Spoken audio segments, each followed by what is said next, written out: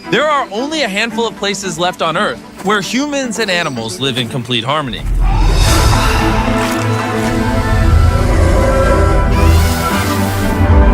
In the heart of Africa, in Kenya, lies the Masai Mara. I came here 1 year ago while building 100 wells throughout Africa, where I met the Maasai tribe, an ancient nomadic group that have preserved their culture and way of living for centuries. But just like we see in other places across the globe, greed and human ignorance pose the biggest threat to the natural world. Animals find their habitat threatened by human activities. Plastic has reached every corner of the globe. This threatens everyone. 1 million animals around the world are now at risk of extinction. But there is a glimmer of hope. This is the Masai Mara Wildlife Conservancies Association, a group of local Maasai people that are doing everything they can to preserve what's left through a combination of traditional methods and modern-day techniques like data science and analysis, ridding poaching almost entirely and protecting the remaining natural resources. But there are now more pressing challenges being faced that nobody is talking about. So Dan and Darren went back to the Masai Mara to see how we can further help this community. And not far from the campsite, Dan and Darren came across something extraordinary. This is Elizabeth, one of the endangered white rhinos the rangers protect. What a beautiful animal. It's unbelievable, The power, you can feel it. 27 years you've been with these animals. Yeah. So they're like children to you. Yes. These rangers work day and night to ensure the protection of these endangered animals. And because they are all local Maasai people, they have a deeper understanding of who they are as shepherds of the wildlife. When we arrived at the campsite, we met with Daniel, the CEO of the Maasai Conservancies, to find out what other challenges they are facing. If you look at the last 40 years, scientific information shows a decline of wildlife numbers, and nearly 40% of the wildlife have been lost. And this was as a result of habitat destructions in particular. The downfall in the Mara all started 60 years ago when the land was divided and given to the Maasai people for private ownership. This led to investors buying the land for development and exploitation of resources. Many Maasai had no choice but to accept the money, abandoning their ancestral heritage and putting the habitat that millions of Maasai and animals rely on at risk of being destroyed. To combat this problem, the Conservancies came up with a plan to incentivize landowners to lease their land to the Maasai Conservancy in return for a monthly payment so that they could preserve their territory and traditions. This idea of conservation is just strengthening our relationship with wildlife and nature. That those people who are considered as custodians of wild animals are now benefiting. In the last 18 years, more than 24 conservancies have been formed in the Masai Mara, allowing for the Maasai tribe and wildlife to flourish together. But Tarn, the lead project manager for the Conservancy, told us that natural disasters and weather events like climate change have proven to be the biggest problem that the Maasai now faces. Sadly, we've had some really unexpected weather events. We've had massive flooding events. We've lost property in the form of tourism camps. And more importantly, we've lost lives from some of the rangers who work out here to protect this valuable ecosystem.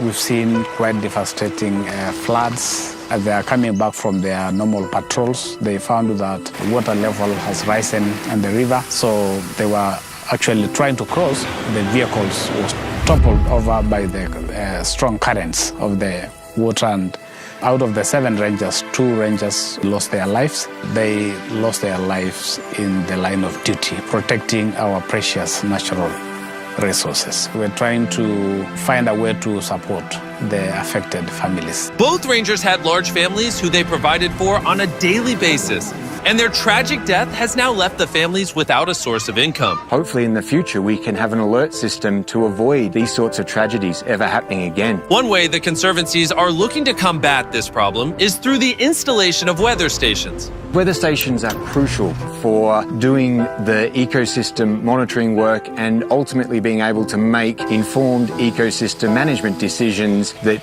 go into the conservation effort here. Another struggle is the complete lack of electricity at the ranger base camps, which makes basic tasks like charging a flashlight and powering the current weather stations extremely difficult. This all goes in to form the backbone infrastructure that these rangers need to be able to do effective ecosystem monitoring and ecosystem management work.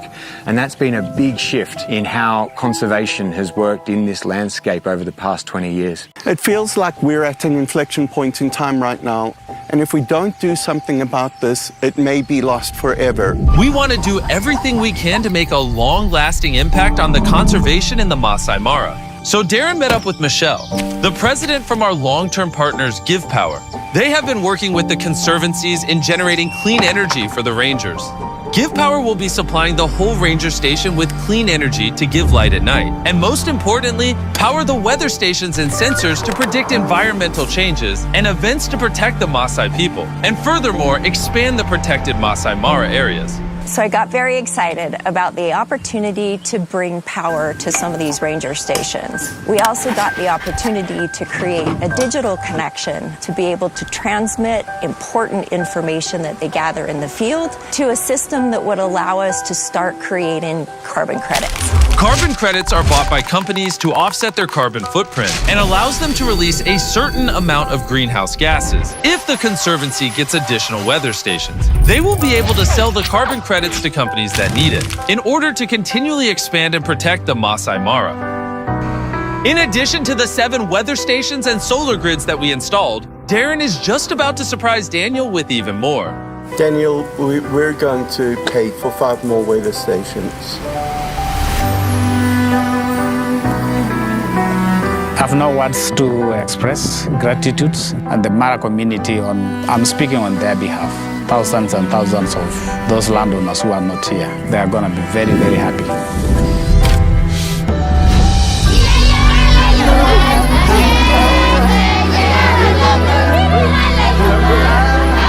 Thanks to all the work that has been done on this project. This will make it possible for the rangers to be well equipped for their fight to protect the wildlife. The conservancies will also be able to generate their own income from the carbon projects, allowing for enough funds to lease out more lands. That will provide larger areas for the wildlife to thrive, as well as offer the Maasai people the opportunity to live as they have done for centuries. We're also ensuring that the new generations will have to continue what we have started, because it is also actually changing their livelihoods. It is actually providing income to thousands and thousands of households. It's a blessing to us. Even after our donation and Daniel's immense gratitude for this to all become a reality, the Masai Mara still needs an additional 5 weather and power stations, which totals to the amount of $100,000. And that is where we need your help, so please click the donate button below. Every single dollar makes a difference. Before Dan and Darren left, they went to visit the families that lost husbands and fathers in the massive flooding. Daniel then explained that Beast Philanthropy will be donating enough money to cover their living expenses for an entire year, lifting this massive financial burden off their shoulders. The Rangers paid the ultimate sacrifice to protect and preserve this land. It's extremely important that we all do what we can to support the organizations making a massive change in the Mara. We have a short opportunity to take action and do something about it before it's too late. It's thanks to all of you watching and donating that we can do projects like this with organizations that are protecting our planet and its nature. So again, please click the donation button so that we can hit our goal of $100,000 to complete this project.